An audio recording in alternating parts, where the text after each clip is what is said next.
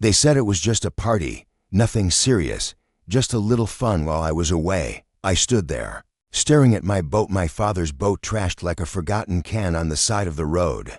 Empty bottles rolled with the breeze, confetti stuck to the wet wood, and strangers lounged on the seats like they owned the place.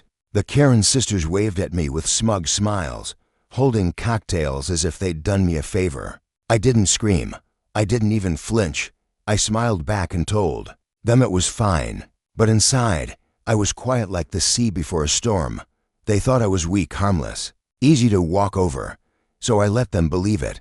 I invited them for one last private cruise, deep into the open sea. No land, no signal, no engine, just silence, and when they turned around, I was gone. Sometimes revenge doesn't need fire, just water and time.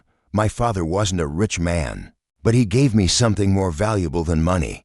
He built a boat with his own hands, a quiet, wooden beauty that carried memories, not just people. After he passed, that boat became my world. It wasn't just for sailing, it was my escape, my peace, the only place where I felt close to him. I never let anyone touch it, let alone step on it without permission. One weekend, I left town for 2 days, just 2. When I came back, I heard the music before I saw the damage. My heart dropped. My boat was glowing with party lights, trash everywhere, people laughing and drinking like it was some floating nightclub. And right in the middle of it all, the Karen sisters were posing for selfies.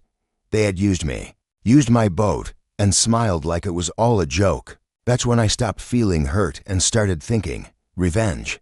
I didn't sleep much that night. I just stared at the ceiling, thinking about their laughter, their drinks spilling on the wood my father once polished with care, the way they smiled like they owned it, like I was just the guy who handed them the keys.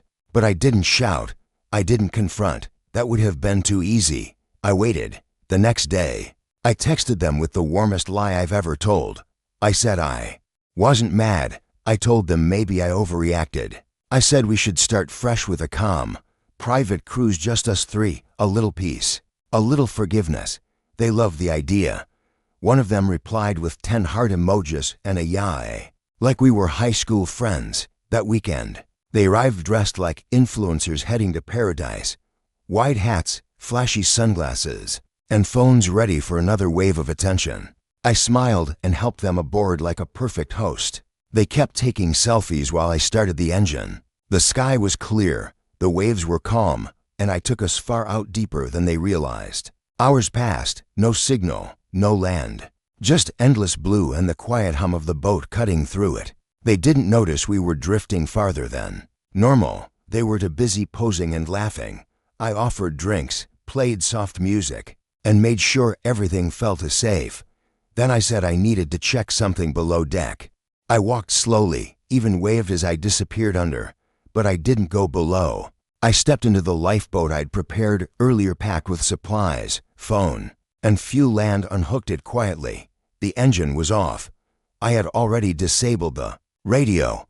I drifted a few feet away and watched them through my binoculars. At first, they didn't even notice I was gone. One of them was dancing. The other was trying to get a TikTok to load. But when the boat didn't move and no one answered their calls, the smiles began to fade. I left a note taped to the wheel, right where they'd see it when they panicked. You wanted the ocean. Now live in it. I wasn't cruel. I knew they'd eventually be found. I'd already set a delayed SOS signal. But for a few hours, they'd be truly alone, lost, powerless, and forced to think. They needed to feel what I felt. Violated. Small, unseen. I watched from a distance as they screamed into the wind, called my name, waved uselessly. The ocean didn't answer them. It just rocked them gently, like a lullaby for the guilty. I didn't feel proud. I felt calm. For the first time since the party, my heartbeat slowed. I didn't need to shout to be heard. I just needed silence. Their silence. I watched from a distance as the boat floated gently in place, untouched by wind or waves, as if the ocean itself had paused to witness what was coming. They still hadn't realized I was gone.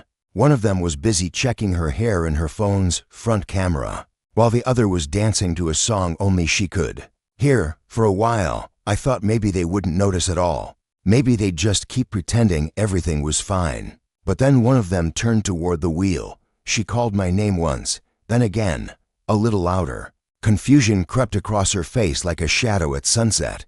She looked around, eyes scanning the deck, then the water. Her voice cracked as she called. Again, this time with panic. The other sister laughed, thinking it was a joke, until she noticed the silence.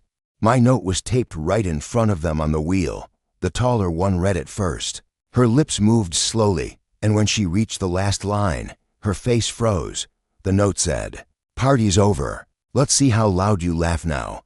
I imagined the sound of their hearts dropping into their stomachs. They ran around the deck like trapped birds, checking their phones, no signal. Tried the engine, nothing. The key was gone.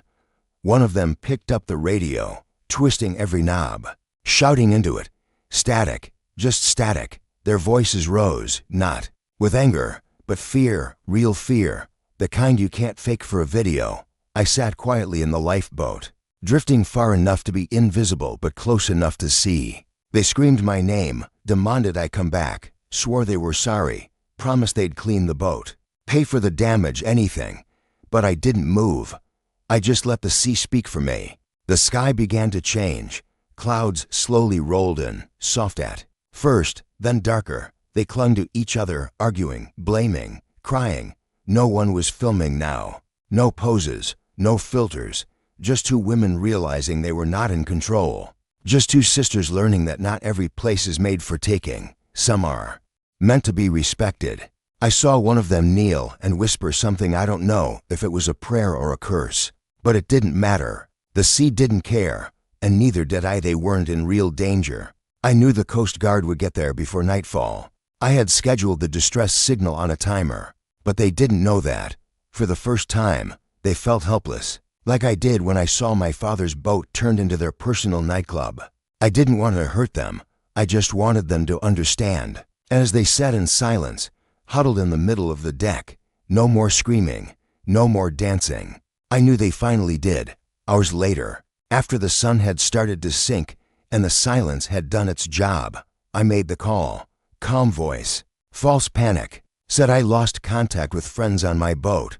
The Coast Guard responded quickly, pulled them from the water with confused stares and questions they couldn't answer. They tried to blame me, called me dangerous, but had no evidence, no witnesses, no proof, just their guilt echoing louder than any truth they could twist. Authorities called it a miscommunication, nothing more. Since that day, they haven't set foot near the marina. No parties, no selfies, just distance. And me? I take the boat out alone now, sometimes right to that same spot. I sit there, close, my eyes, and feel the wind, peaceful and pure. Justice doesn't always come with noise or flames. Sometimes it arrives quietly, wrapped in salt water and silence. That's when I smile. Because I didn't just get revenge, I taught them respect. As the sky darkened and fear wrapped around them like the ocean itself, I knew it was time. I dialed the Coast Guard, calmly reported that I'd lost contact with friends during a cruise. They were rescued within the hour, soaked, silent, and shaking.